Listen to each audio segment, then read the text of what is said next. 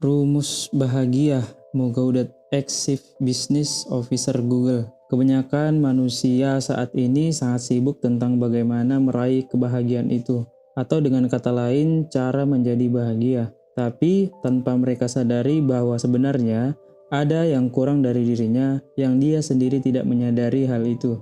Sehingga terjadi sebuah stimulus di dalam pikirannya bahwa saya kurang bahagia, atau merasa tertekan terhadap sesuatu hal yang dialami dan bisa jadi terlalu mengekspektasikan sesuatu terlalu tinggi. Dan secara tidak sadar, pikiran-pikiran negatif tentang cara untuk bahagia akan terkikis dengan sendirinya. Dalam aljabar, persamaan dapat dipecahkan melalui banyak cara. Jika A sama dengan B ditambah C, misalnya B sama dengan A dikurang C. Jika kamu mencoba mencari A, kamu akan mencari nilai-nilai untuk kedua parameter yang lain B dan C.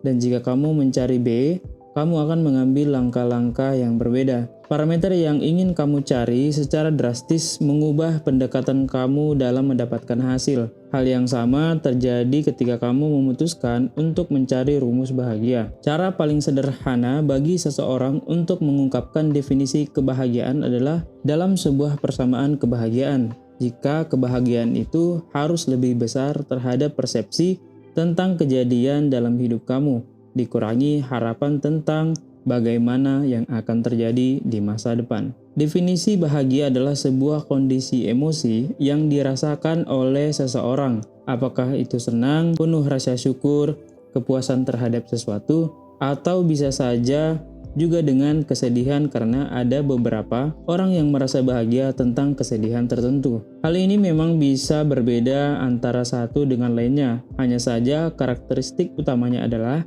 kepuasan terhadap hidup dan momen yang sedang dijalani. Meski demikian, memang benar bahwa emosi seperti bahagia, sedih, takut, dan lain-lain adalah konsep yang sangat luas dan memiliki beberapa unsur objek di dalamnya. Seperti yang saya katakan sebelumnya, bahagia bukan berarti juga tidak pernah sedih, karena ada emosi seseorang atau mood yang berbeda-beda rasanya. Tentunya kebahagiaan versi orang terdahulu sangat berbeda dengan versi di zaman sekarang. Orang-orang terdahulu mungkin bahagia ketika mereka banyak menghabiskan waktunya untuk berkumpul bersama dan bermain bersama, tanpa melihat status dari sisi ekonomi atau juga dari sisi derajat kekeluargaan, yang pastinya sangat berbanding terbalik dengan masa sekarang. Jika dilihat dengan perkembangan zaman sekarang, tentunya mencari kebahagiaan sebenarnya jauh lebih mudah dengan bantuan teknologi, karena banyak platform di dunia maya yang bisa membantu untuk mencari atau mendapatkan kebahagiaan. Tetapi, tidak sedikit pula juga banyak orang yang merasa kurang bahagia karena adanya pengalaman atau momen seseorang yang dibandingkan di media sosial yang membuat ia merasa bahwa seakan mengalami keadaan yang sama. Definisi bahagia dibagi menjadi dua, yaitu hedonia dan juga eudaimonia. Hedonia, rasa bahagia yang berakar dari hal yang menyenangkan, umumnya berkaitan dengan perasaan yang muncul saat melakukan hal disukai, menyenangi diri sendiri, mewujudkan impian, dan merasa puas. Eudaimonia berakar dari pencarian tentang makna hidup. Komponen penting dalam hal ini adalah perasaan memiliki tujuan hidup dan nilai. Oleh sebab itu, kaitannya sangat erat dengan pemenuhan tanggung jawab, perhatian terhadap kesejahteraan untuk orang lain, dan menjalani hidup yang sesuai idealisme. Viking adalah penulis buku The Little Book of H. Dennis Secret of Heavy Living. Menurutnya, arti kebahagiaan bukan hanya bersumber dari uang. Analoginya adalah seseorang yang pasti merasa puas apabila dapat memenuhi kebutuhan dasarnya dengan uang. Namun setelah itu, uang yang masih tersisa tidak akan mendatangkan kebahagiaan, sama seperti titik awalnya. Ada law of diminishing return, artinya kebahagiaan setinggi apapun seperti memiliki rumah sendiri pada akhirnya akan kembali datar. Jadi nikmati prosesnya, bukan hasil akhirnya. Banyak penelitian telah menunjukkan bahwa kita cenderung lebih sering berpikir negatif, menyalahkan diri sendiri, pesimis, dan gentar daripada positif. Raj Ragunathan dari para sejawatnya di University of Texas menyelenggarakan sebuah kajian yang mirip dengan uji track.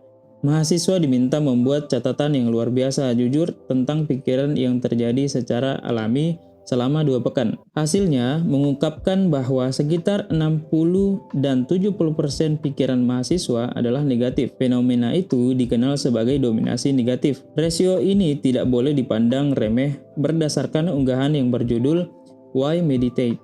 Hal itu dapat berarti dalam sehari ada sekitar 35.000 pikiran negatif. Kondisi bahagia. Kebahagiaan secara menyeluruh ada dalam pikiran-pikiran yang selaras dengan realitas dan memecahkan persamaan kebahagiaan secara positif. Kondisi sukacita. Sehubungan dengan persamaan kebahagiaan, pikiran yang berulang-ulang tentang sesuatu, kejadian dan kemudian membandingkannya dengan harapan mengantar kita pada penderitaan. Ketidakmampuan kita untuk bertindak atau memicu munculnya pikiran itu secara terus-menerus dalam siklus yang tidak berujung. Akan tetapi, ketika lintasan itu sudah sangat kamu kenal dan selaras dengannya, kamu tidak perlu peta lagi.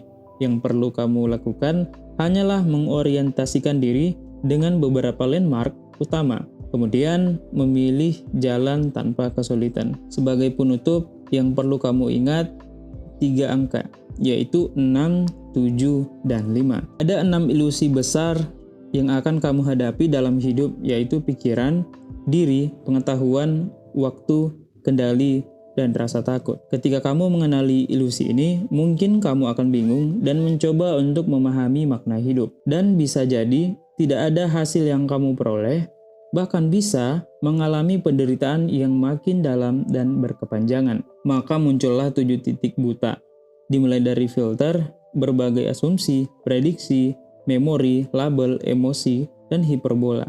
7 titik buta ini mungkin akan mengecoh penilaian kamu terhadap realitas hidup, yang hasilnya bisa jadi terdistorsi sehingga membuat kamu sendiri tidak bahagia. Tetapi, jika kamu menguasai 7 titik buta ini, maka kamu akan mendapatkan rumus kebahagiaan. Dan jangan lupa untuk tetap bergantung pada 5 kebenaran tertinggi.